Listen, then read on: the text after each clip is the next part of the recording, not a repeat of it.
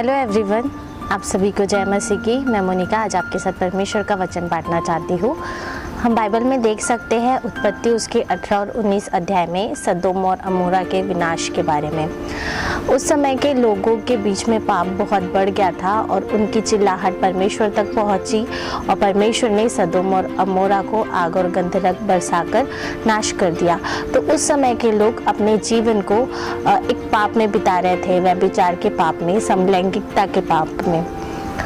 और उस पाप के कारण परमेश्वर का क्रोध उस सदोम और अमोरा में बरसा और परमेश्वर ने उस पूरे नगर को नष्ट कर दिया।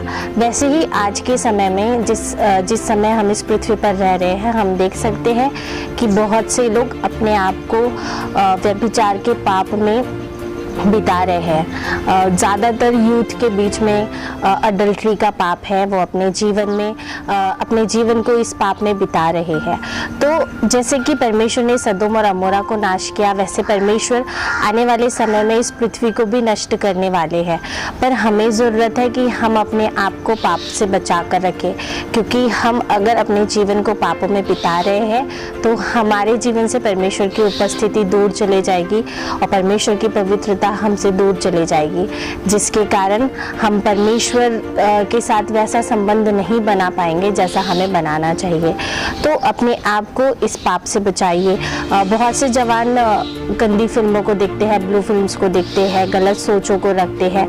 तो ये चीज़ें आपको परमेश्वर की पवित्रता से दूर लेकर जाती है। तो इस पाप से बचे और अपने जीवन को परमेश्वर की इच्छा के अनुसार बिताए। जैसे परमेश्वर ने सदोम और अमोरा को नष्ट किया आग और गंधरस के द्वारा, वैसे परमेश्वर इस पृथ्वी को भी नाश करेगा।